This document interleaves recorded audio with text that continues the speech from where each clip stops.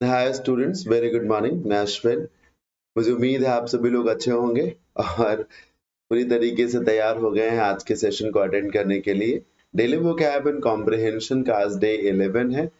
आज के बैच में हम क्या पढ़ेंगे? आज के बैच में हम रीडिंग कॉम्प्रिहेंशन, क्लोज टेस्ट और पैराजम्बल्स पे बेस्ड क्वेश्चंस करेंगे। इसकी फाइल को मैंने कल ही ऑलरेडी टेलीग्राम चैनल पे शेयर कर दिया था। आइए आज के सेशन को स्टार्ट करते हैं। सभी लोगों को वेरी गुड मॉर्निंग। पहला सेगमेंट है रीडिंग कॉम्प्रिहेंशन। आइए पढ़ते हैं। और पढ़ते समय सिर्फ आप इस बात का ध्यान न रखिएगा कि आपकी एक पैराग्राफ है आपके सामने, आप उसका मीनिंग निकाल रहे हैं। नहीं, पढ़ते समय सर आप इस बात का भी ध्यान रखिएगा कि सेंटेंस कैसे फॉर्म किए जा रहे हैं। इस बात का भी ध्यान रखिएगा कि स्पेसिफिक या खास वर्ड्स कौन कौन से यूज किए गए हैं। वॉइस का भी ध्यान रखिएगा। ये बात आप इसलिए मैं कह रहा हूँ आपसे क्योंकि एग्जाम हॉल में तो आप ये सब नहीं करेंगे, लेकिन ये एग्जाम हॉल थोड़ी ना है। यहाँ पर तो आपको हर छोटी बड़ी चीज से सीखना है ना। इसलिए मैं आपसे ये बात बोल रहा हूँ कि सीखते हुए चलें।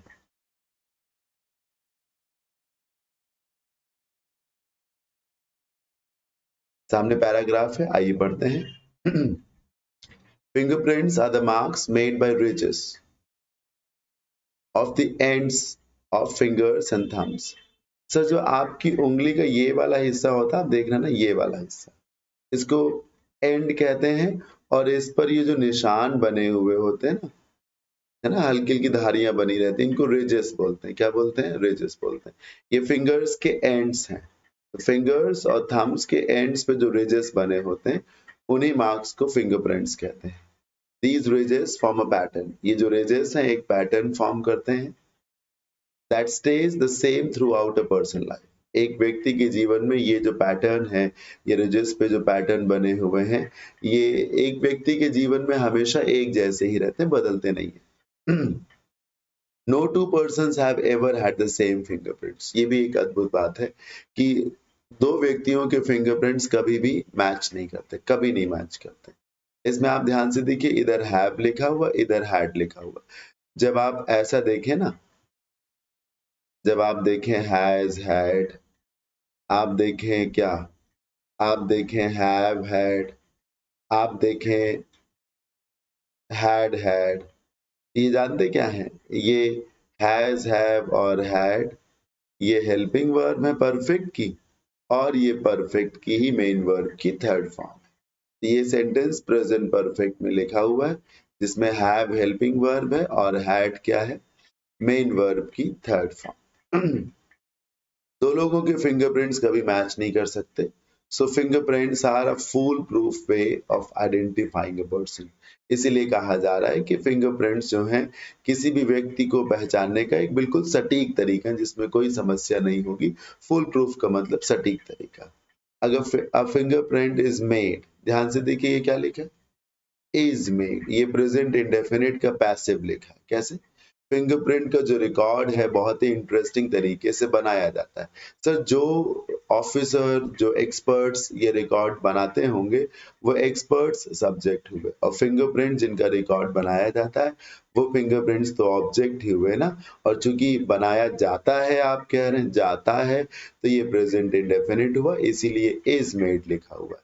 मुझे उम्मीद है आपको ये मालूम होगा कि प्रेजेंट इंडेफिनिट की पैसिव की वर्ब ये है इज एम आर, और वर्ब की third form. A small piece of metal is coated. Metal के एक छोटे से टुकड़े को कोट किया जाता है। कोट मतलब उस पर एक परत चढ़ाई जाती है। With a thin film of ink. Ink की एक परत उस पर चढ़ाई जाती है। नेक्स्ट, फिर उसके बाद क्या होता है? अ पर्सन्स फिंगर। एक व्यक्ति की जो उंगलियां हैं और जो उसके उसका थंब है, थंब टिप्स को, उंगली और थंब को के जो टिप्स हैं, यानी कि ये हिस्से हैं, इन्हें प्रेस किया जाता है, दबाया जाता है। ऐसे होता नहीं है, आप जैसे अंगूठा लगाएं, अगर स्याही भर के अंगूठा ऐसे लगाएं तो प्रेस करते हैं। और गौर करिए, जब आप प्रेस करते हैं तो उसे एक सरफेस पर प्रेस करते हैं। अच्छा, बोलने को तो आप उसे सरफेस पर प्रेस कर रहे हैं, लेकिन गौर करिए आप एक तरीके से उस सरफेस को दबा देते हैं। ठीक है, अगर हल्का फुल्का सरफेस हो तो हाथ अंदर चला जाएगा। मतलब आप एक तरीके से उस सरफेस के खिलाफ जाके काम करते हैं। जैसे आपके पीछे दीवार हो और दीवार से आप टेक लीजिए, सेट करके बैठिए, तो एक प्रकार से आप उस दीवार के अगेंस्ट में काम कर रहे हैं। उस पर एक बल लगा रहे हैं और उस बल को कैसे लगा रहे हैं? उसके अगेंस्ट में लगा रहे हैं, है ना? उसको दूसरी ओर धकेल रहे हैं, तो इसको कहते हैं अगेंस्ट। ये तरीका होता है इंक सरफेस के अगेंस्ट। जैसे कि दीवार के सहारे आपने सीढ़ी लगाई, तो अगेंस्ट द वॉल कहा जाता है। दरवाजे से सट कर आप खड़े हुए हैं, तो अगेंस्ट द डोर्स कहा है। आप उस दरवाजे पर एक प्रेशर भी तो एक्सर्ट कर रहे हैं, और वो प्रेशर जो है एक तरीके से दरवाजे को दूसरी दिशा में ही तो भेज रहा है, तो अगेंस्ट कहा जाए। Then the finger tips are pressed on a white card, फिर उसे एक व्हाइट कार्ड पे प्रेस कर दिया जाता है, उन्हीं फिंगर टिप्स को जिसमें इंक होती है। The prints are recorded in exact detail, prints को अच्छे तरीके से रिकॉर्ड कर लिया जाता है। Fingerprints are often used to solve crimes, क्यों फिंगरप्रिंट्स को यूज किया जाता है? अपराध को सॉल्व करने के लिए। अभी पैराग्राफ चल रहा है, अगली स्क्रीन पे आ जाते हैं। Fingerprints are picked up, fingerprints लिए जाते हैं, सब पैसिव में ही है सर। फिंगरप्रिंट्स लेता कौन होगा? ऑफिसर्स लेते होंगे, और फिंगरप्रिंट जिनको लिया जाता है वो ऑब्जेक्ट है। फिंगरप्रिंट्स पिक किए जाते हैं सीन ऑफ क्राइम से, जो अपराध की जगह होती वहां से। दीज आर कंपेयर्ड, फिर उनको कंपेयर किया जाता है। फिर से देखिए पैसिव है, कंपेयर भी कौन करता है? Officer, with those of a suspect. फिर इन फिंगरप्रिंट्स को कंपेयर किया जाता है संदिग्ध व्यक्ति के फिंगरप्रिंट्स से, राइट, जिस पे संदेह हो। ये देखिए जो दोज लिखा है ना, इस दोज का इस्तेमाल जो है संदिग्ध के फिंगरप्रिंट्स के लिए किया गया है। Millions of fingerprints are kept on files by police departments, मतलब असंख्य संख्या में पुलिस डिपार्टमेंट्स के पास फाइल्स में जो है फिंगरप्रिंट्स लोगों के दर्ज हैं। Fingerprinting is also used in finding missing persons, fingerprints का इस्तेमाल गुमशुदा लोगों की तलाश में भी किया जाता है। आइडेंटिफाइंग अननोन डेड, और जो लावारिस डेड बॉडीज होती हैं उनका भी एड्रेस पता लगाने में, उनकी भी आइडेंटिटीज को पता लगाने में फिंगरप्रिंट्स का योगदान होता है। It is used to screen people who apply for certain jobs, हाँ ये भी होता है। फिंगरप्रिंट्स का इस्तेमाल जो लोग किसी नौकरी के लिए अप्लाई करते हैं, है ना, उनकी आइडेंटिटी को भी स्क्रीन करने के लिए किया जाता है। इट इज थॉट, ऐसा माना जाता है, that Chinese used thumb print, Chinese ने थंब प्रिंट्स का वो यूज करते थे to sign documenting a long time before Christ. समझ रहे हैं? मतलब बहुत पहले की बात है, जीसस से पहले की ही बात है कि फिंगरप्रिंट्स का इस्तेमाल, थंब प्रिंट्स का इस्तेमाल करते थे डॉक्यूमेंट्स पे साइन करने के लिए। चाइनीज को लेके ये कहा जाता है। मैसेज करके मुझे बताएं सभी लोग की समझ में आ रहा है, या फिर कुछ मैं कम एनर्जी से पढ़ा रहा हूँ। The system used today was invented by Sir Francis Galton in 1980s. आज जो सिस्टम यूज किया जाता है फिंगरप्रिंटिंग का, उसे सर फ्रांसिस गाल्टन ने इन्वेंट किया था 1880s में। आगे बढ़िए। In 1901 sir E.R. Henry found a simple way of grouping fingerprints. 1901 की बात है, सन हेनरी ने क्या किया था? फिंगरप्रिंट्स को ग्रुप करने का एक सिंपल सा तरीका बनाया। His system is used by many law enforcement organizations. उनके इस सिस्टम को, फिंगरप्रिंट्स को ग्रुप करने का जो सिस्टम है, उसे आज बहुत सारी कानून व्यवस्था की जो रक्षा करती हैं एजेंसीज, ऑर्गेनाइजेशंस, वो यूज करते हैं। आइए क्वेश्चंस पे आ जाते हैं, बताइए। Fingerprints are the most best way, genuine way, sincere way, या एक्यूरेट वे? बेस्ट भी क्यों होगा, सर्वोत्तम क्यों कहेंगे? सिंसियर तो कोई व्यक्ति हो सकता है, या तो जेन्युइन हो या तो एक्यूरेट। मेरे हिसाब से तो आप जेन्युइन ना करिए, पहले पढ़ लीजिए।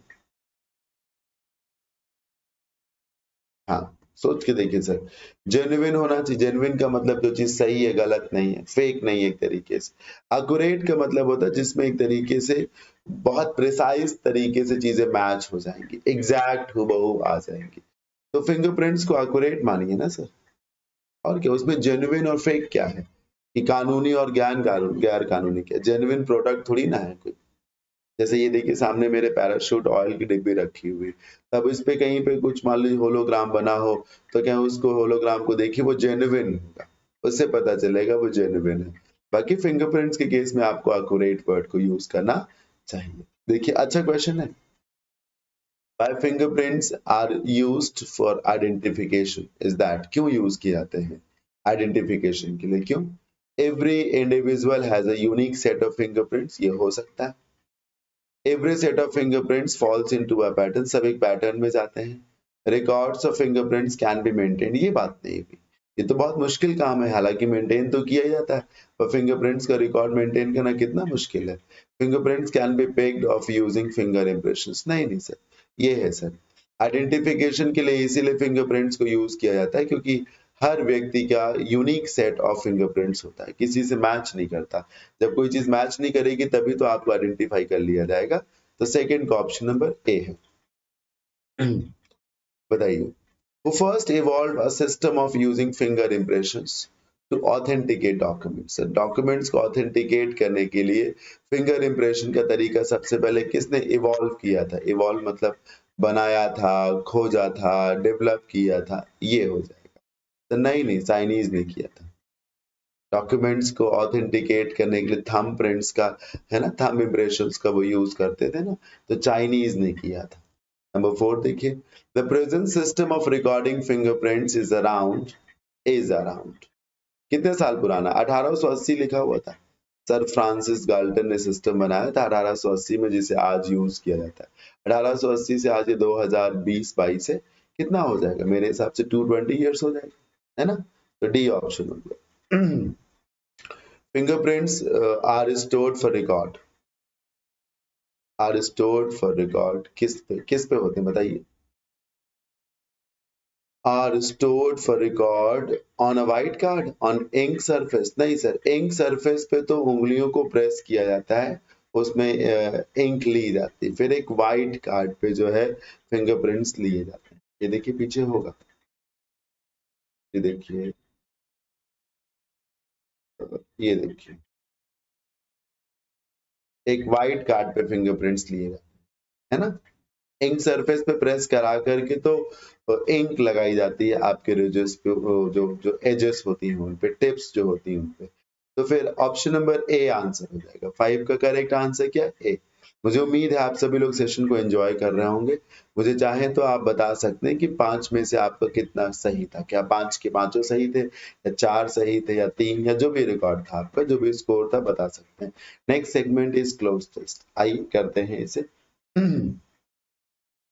आइए करते हैं इसे।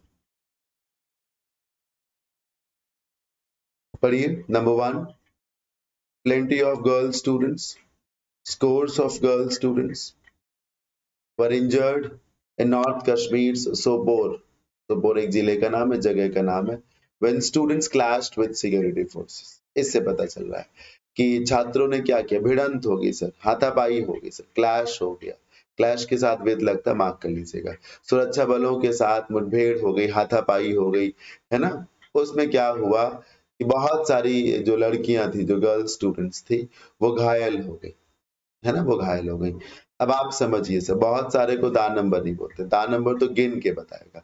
दान नंबर होता तो यहाँ पर वर्ण लगता सर, वॉज लगता, और नंबर कुछ होता नहीं सर।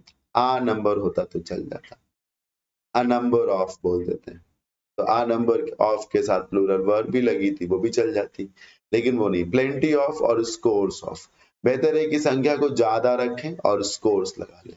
प्लेंटी अक्सर संख्या की बात कम करता है, मात्रा की बात ज्यादा करता है, ठीक है ना? स्कोर्स ऑफ स्टूडेंट्स, बहुत भारी संख्या जिसको कह सकते हैं। मच बेटर चॉइस है स्कोर्स। हो सकता है आपको स्कोर्स वर्ड ना मालूम हो, इसीलिए तो आप पढ़ रहे हैं ना, सीखेंगे आप धीमे धीमे, इसीलिए तो पढ़ रहे हैं।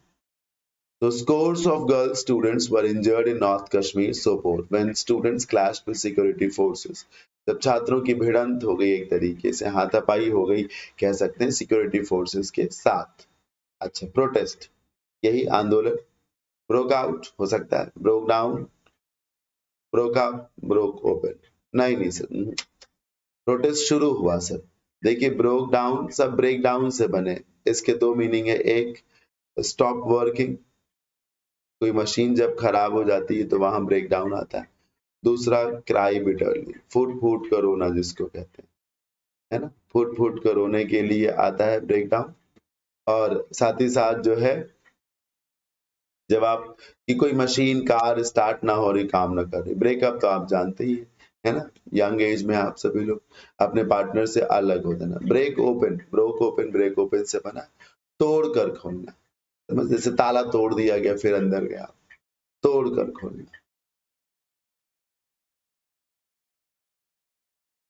दरवाजे पे लात मारी कि दरवाजा टूट के गिर गया, this is called to break open. Break out होता है सर, कोई चीज जब बहुत तेजी से बढ़ती है तो उसका ब्रेक आउट होता है।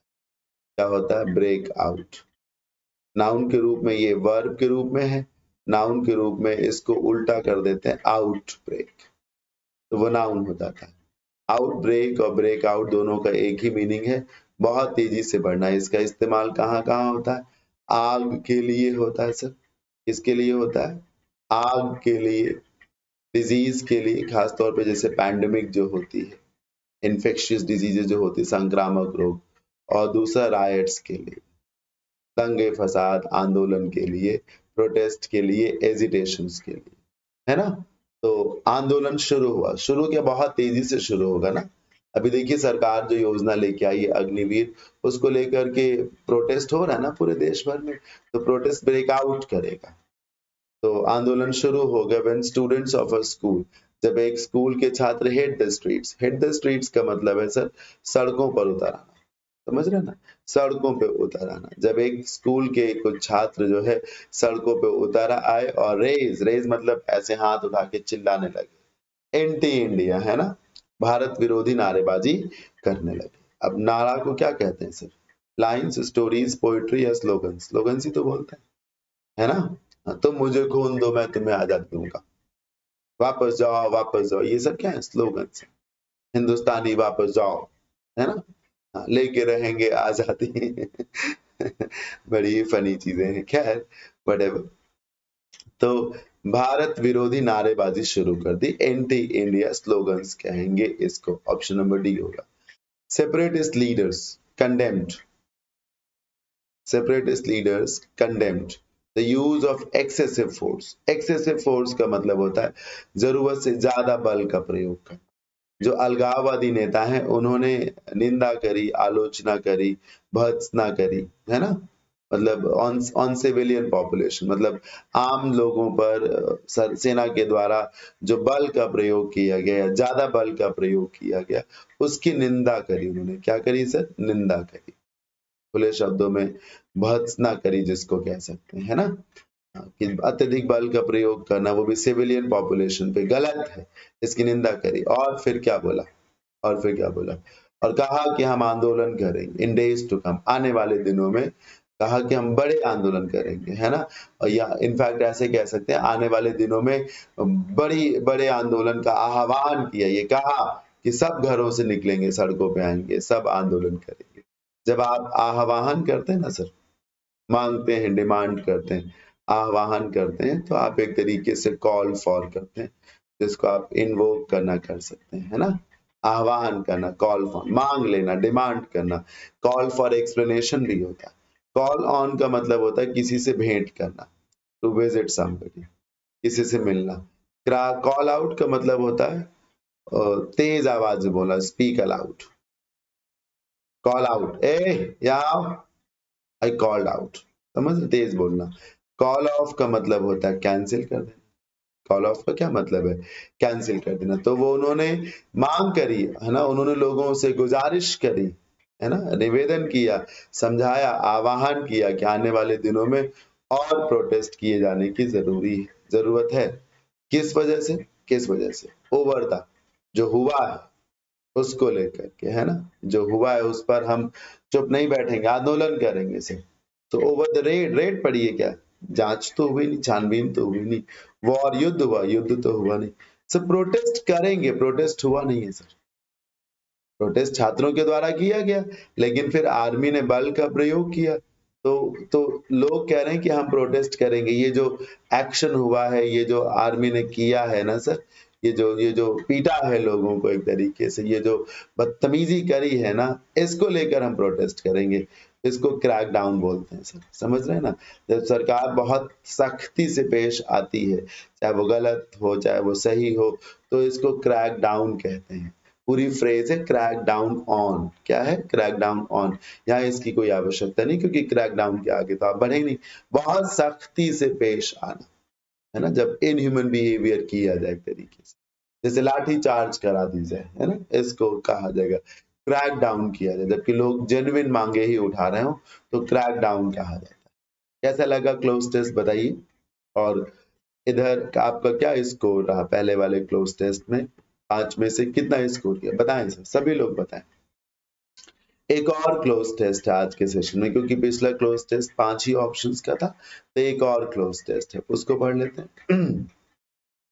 4 मेंबर्स ऑफ अ फैमिली, एक परिवार के 4 सदस्य। मैं बताना चाहूंगा इस फाइल को ऑलरेडी कल ही साझा कर दिया गया था टेलीग्राम चैनल पे। टेलीग्राम चैनल क्या है? Ashwin classes. 4 members of a family including 3 minors, besides 3 minors as well as 3 minors with 3 minors। फंस सकते हैं आप सब, एक तरीके से सब हो जाएंगे। एक परिवार के 4 सदस्य, साथ ही साथ 3 बच्चे या उसके अतिरिक्त में 3 बच्चे या 3 बच्चों के साथ, क्या कहेंगे सर? नहीं सर, इंक्लूडिंग करेंगे। तरीका होता है सर, लिखने का तरीका होता है। आपने संख्या गिनती कॉमा लगा करके उसी में कुछ और शामिल कर दिया, समझ रहे हैं? जैसे कहा जाए 50 स्टूडेंट्स, 50 छात्र, कॉमा लगा दिया गया, इंक्लूडिंग 10 गर्ल्स। मतलब आप समझ रहे हैं टोटल नंबर कितना है? 50 है, उसी में ही 10 लड़कियां भी हैं, समझ रहे हैं ना? एक घर के 4 लोग, जिसमें से 3 माइनर ही थे, 3 नाबालिग थे, छोटे थे एक तरीके से, डाइड, ओ माय गॉड, मर गए, ओहो। while 3 others were suspected। आप ध्यान से देखिए ना, अच्छा अच्छा अच्छा, ओह, 4 सदस्य एक परिवार के, जिसमें 3 माइनर्स भी थे, मर गए, और 3 और को, ये तो गलत बात हो गई, ये इंक्लूड ही नहीं होगा सर इसमें, क्योंकि 4 में से 3 माइनर थे तो टोटल में 4 ही हुए, है ना? और चारों जब मर गए तो 3, अच्छा अच्छा, इसके अलावा 3 और, ये कहा था, ओहो, कंफ्यूजन हो रहा है सर। इसके अलावा 3 और, 3 अलग कर दे तो 4 3 7 हो गया।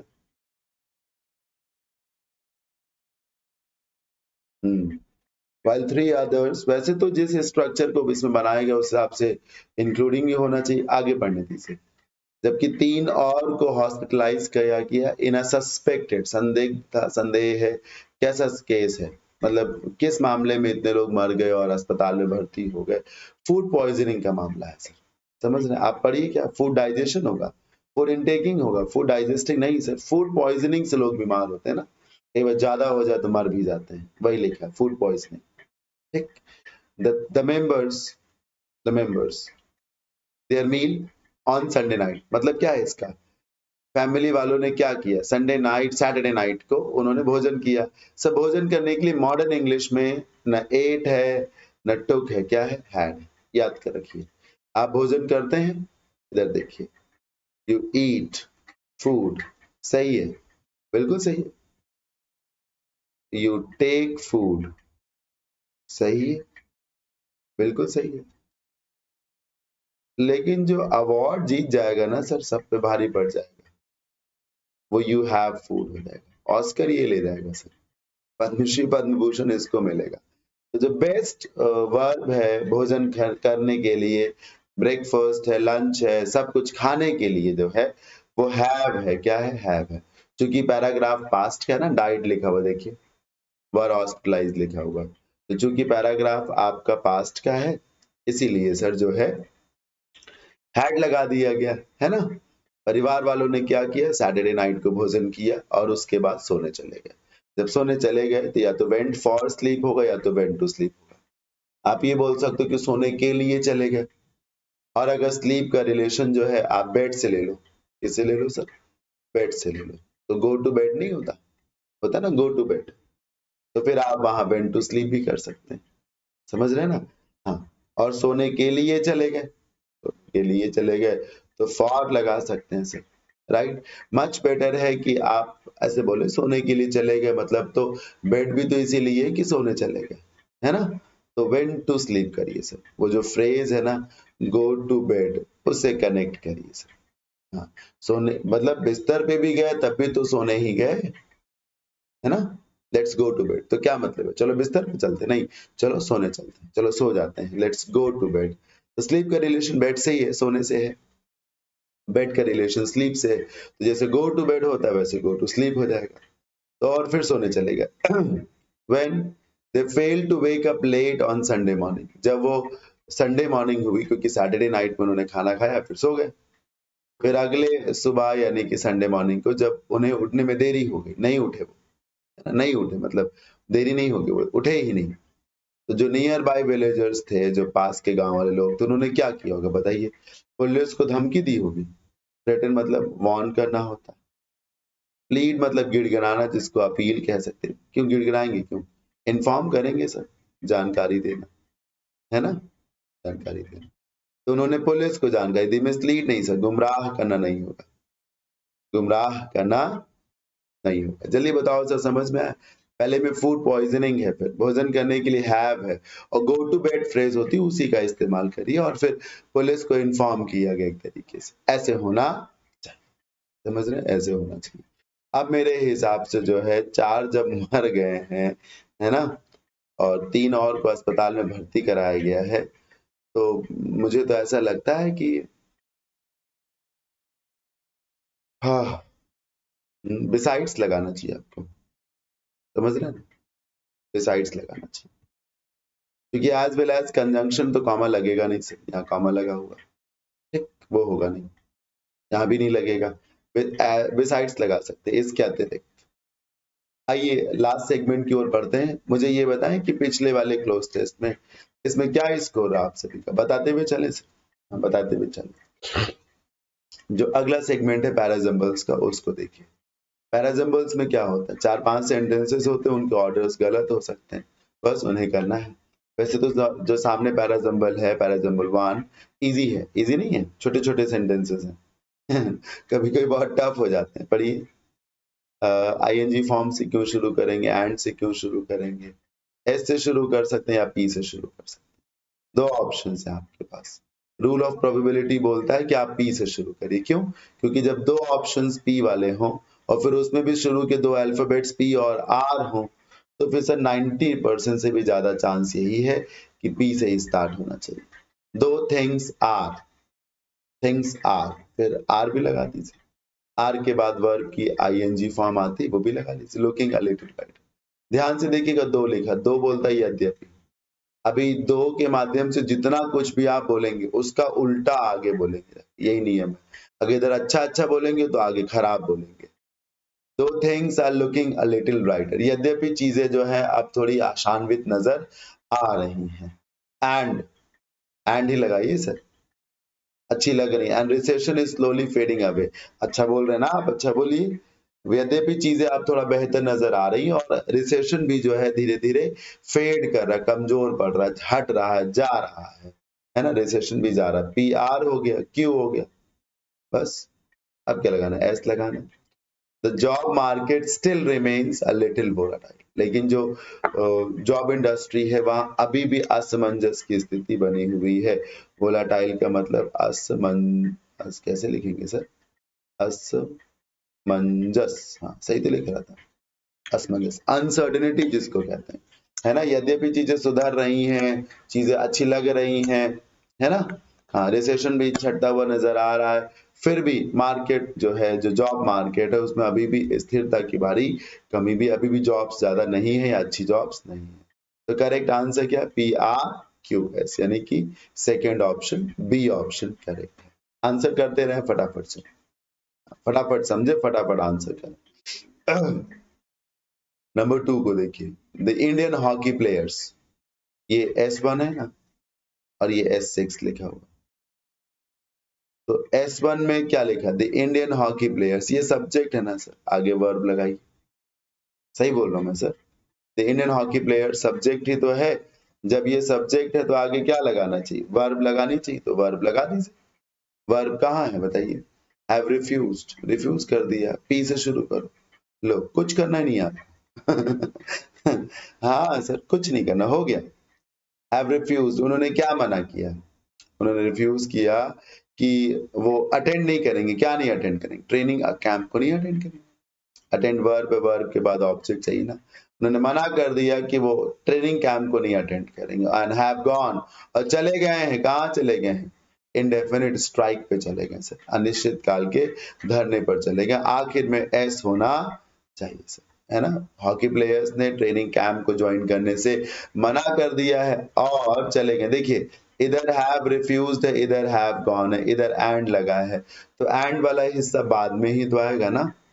तो यही कहानी है, उन्होंने ट्रेनिंग कैंप को ज्वाइन करने से मना कर दिया है और वो इनडेफिनिट यानी अनिश्चित काल के धरने पर चले गए हैं, जिसको आमरण अनशन कहते हैं।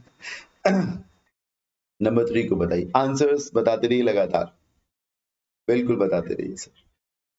पैराजम्बल्स 3 को देखिए, the most vulnerable section of society are the students, ये S1 है सर और ये S6 है। समाज का जो सबसे वल्नरेबल सेक्शन, जिसे बड़ी आसानी से बरगलाया जा सकता है ना, सबसे जो जो संकट में सेक्शन है। वल्नरेबल होने का यही मतलब है कि छात्रों को का ब्रेन वॉश किया जा सकता है, उन्हें किसी भी ओर मोड़ा जा सकता है, सही रास्ते पर साथ साथ गलत रास्ते पर भी इजीली मोड़ा जा सकता है।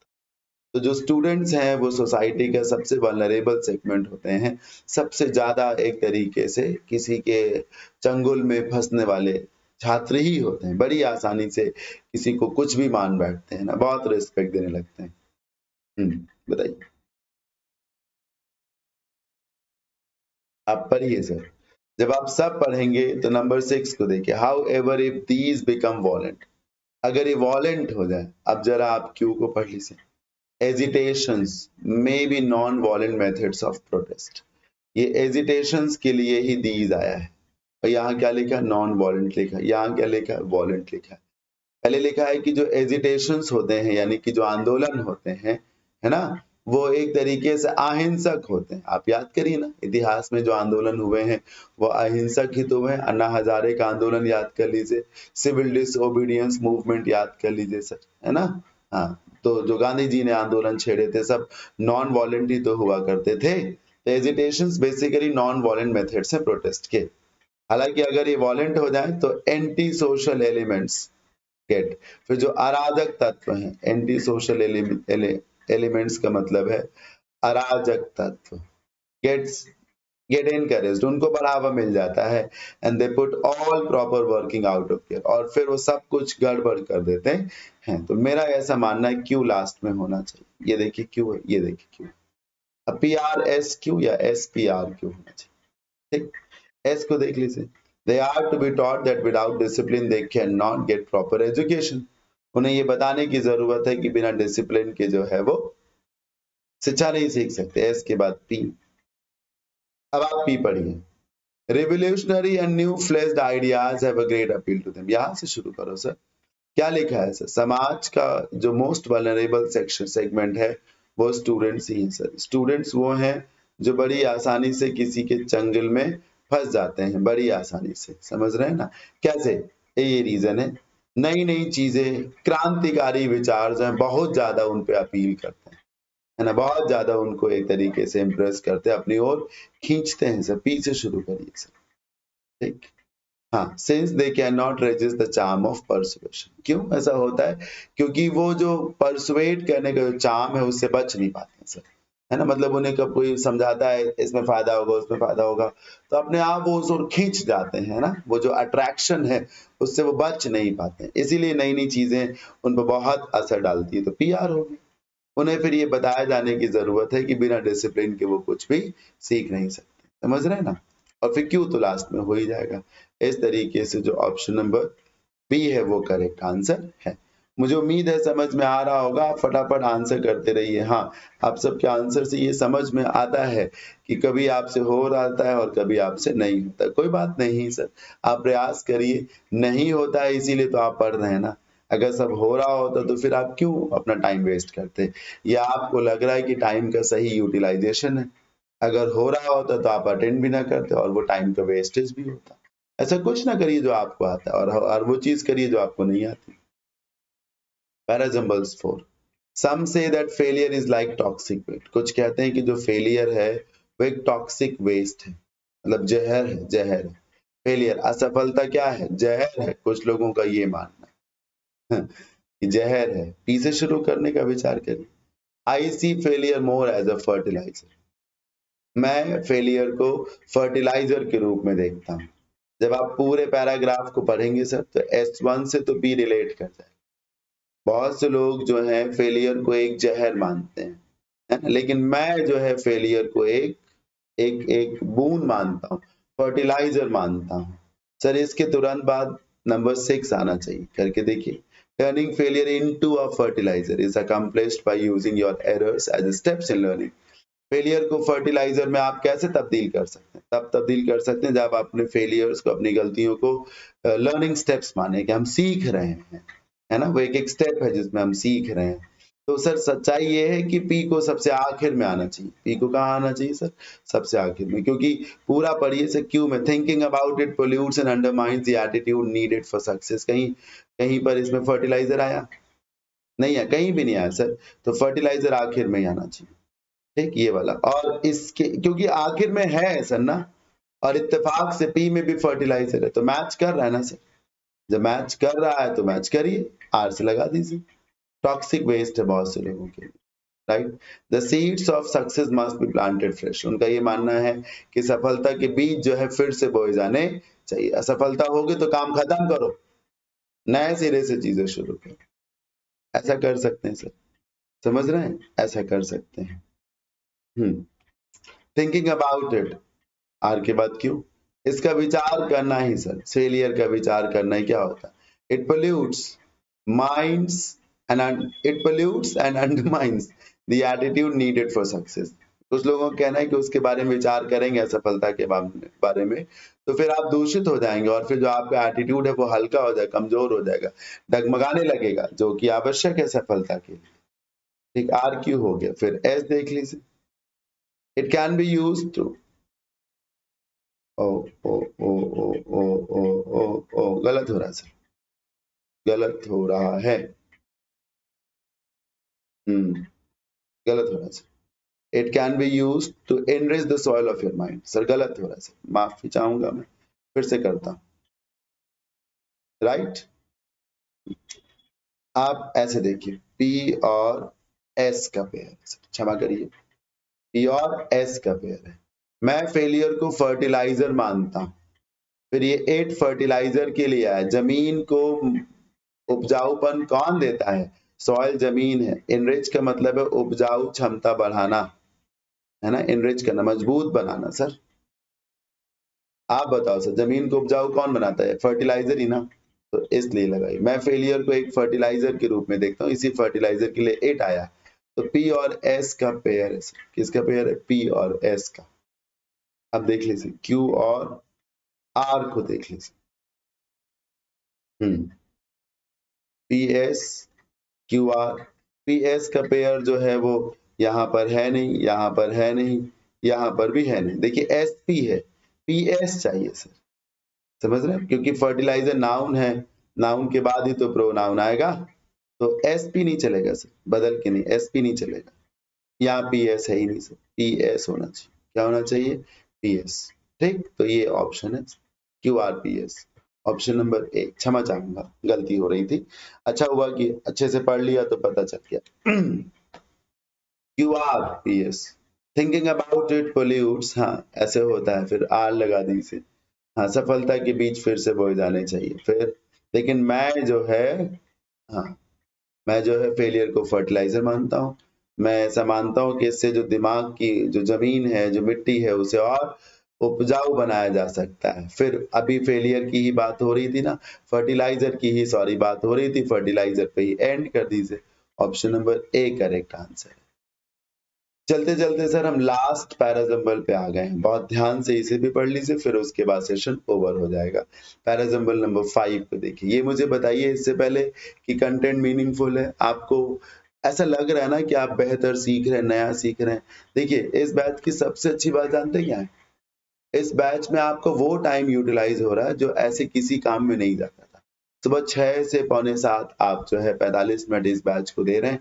वैसे ये टाइम किसी काम में नहीं जा रहा था, बैठे रहते थे आप, सोते रहते थे। इससे आपको जो डेली रूटीन है बहुत बढ़िया हो जाएगा सर। आप 5:30 बजे उठने लगेंगे, आप जान ही नहीं पाएँगे कि आपने बहुत कुछ गेन कर लिया। आप पढ़ भी डालेंगे और ऐसा भी नहीं लगेगा कि यार मैंने 1 घंटे का समय खर्च किया है, क्योंकि ये समय ऐसे ही चला जाता है रोज़-रोज़ आपका। इसीलिए मैंने बहुत पहले से यही सोचा था कि वोकैब का बैच जब लॉन्च करेंगे, तो अर्ली मॉर्निंग में ही लॉन्च करेंगे। S1 को पढ़िए, S6 ये लिखा है। Addiction to alcoholic drinks affects. अगर आप सबको ये बैच अच्छा लग रहा है कि मैं अच्छा पढ़ा रहा हूँ, तभी आप सबने एडमिशन्स लिए हैं, तो अपने दोस्तों में इस बैच का सब प्रमोशन करिए, ज़्यादा से ज़्यादा लोगों तक बताइए कि ये बैच है। और फिर 10 डेमो सेशंस मैंने दिए हैं, सारे डेमो सेशंस का प्लेलिस्ट उनके नंबर पे फॉरवर्ड कर दीजिए सर, है ना? प्लेलिस्ट आपको जो है यूट्यूब चैनल पे मिल जाएगा, demo vocab and comprehension playlist इस तरीके से मिल जाएगा। टेलीग्राम पे पड़ा हुआ है, वहाँ से, है ना? प्रमोट करिए अपने फ्रेंड्स में। Addiction to alcoholic drinks affect the social life of people. ठीक? जो एडिक्शन है शराब को लेकर के, इससे लोगों का जो सामाजिक जीवन है, वो प्रभावित होता है, बहुत ज़्यादा प्रभावित होता है, ठीक? पी से ना शुरू करें, इससे भी ना शुरू करें, नहीं, आर से भी ना शुरू करें। Once it becomes a habit, ये देखिए सर, पी और आर का पेयर है, लिखा है ना? ग्रेजुअली धीरे-धीरे ड्रिंकिंग एक आदत बन जाती है और एक बार जैसे ही आदत बन गई, it is difficult to give up. फिर ये छोड़े से भी नहीं छूटती। धीमे-धीमे ड्रिंकिंग आपकी हैबिट बन जाती है और एक बार हैबिट बन गई तो फिर जाने वाली नहीं है। तो पी और आर का, है ना? इस तरीके से, ऐसे शुरू करिए sir. A person begins to drink just for fun of it. एक व्यक्ति दारू पीना शुरू करता है सिर्फ फन के लिए, शौक के लिए शुरू करता है। एस से शुरू करिए सर, एस से शुरू करिए। फिर एस के बाद पी लगाइए। शुरू करता है, फिर धीमे-धीमे वो हैबिट बन जाती है। आई बात समझ में? धीमे-धीमे, और एक बार हैबिट बन गई तो छूटती नहीं है। फिर जब हैबिट बन गई और छूटेगी नहीं तो पर्सन क्या करेगा? क्या हो जाएगा? वो एक एडिक्ट हो जाएगा ना, लती हो जाएगा सर। लती होने का यही मतलब है, if he doesn't have his bottle of drink, ऐसे में अगर उसके पास पीने वाली बॉटल नहीं है, ही बिकम्स रेस्टलेस, फिर वो बहुत छटपटाने लगता है। रेस्टलेस हो जाने का मतलब है भड़-भड़ काट देंगे आप, छटपटाएँगे एक तरीके से, है ना? जब आप इम्पेशेंट हो जाएँ, धैर्य आपका जो है वो छूट जाए, टूटने लगे एक तरीके से। ठीक? तो क्या आंसर है? क्या आंसर है? एसपीआर की ऑप्शन नंबर डी, राइट? आप चाहें तो पूरा का पूरा जो हुआ है सेशन, जिसमें 5 कॉम्प्रिहेंशन, 10 क्लोज टेस्ट, 5 ये बराबर 20, तो आप ये बता सकते हैं कि 20 में आपका क्या स्कोर रहा? अभी बता सकते हैं, बाद में आप कमेंट बॉक्स में ही मैसेज डाल सकते हैं, ठीक? तो इसके साथ सेशन ओवर हो जाता है। नोट्स बनाते हुए चलें, सेशन नंबर डालते हुए नोट्स बनाते हुए चलें। जो अभी-अभी हमने क्लास ली है, वो थोड़ी ही देर बाद आपको पीडीएफ फॉर्मेट पे, है ना, इसका जो कंटेंट है टेलीग्राम चैनल पे अपलोड कर दिया जाएगा, वहां से इसे देख लीजिएगा। Thank you so much. कैसा लगा आप सभी को सेशन? फीडबैक जरूर दीजिएगा, कमेंट बॉक्स में जाके कमेंट करिएगा, है ना? आपका दिन शुभ हो, मौज करिए, खुश रहिए। Have a good day. फिर मिलेंगे अगले सेशन में कल इसी time. Till then take care, bye bye.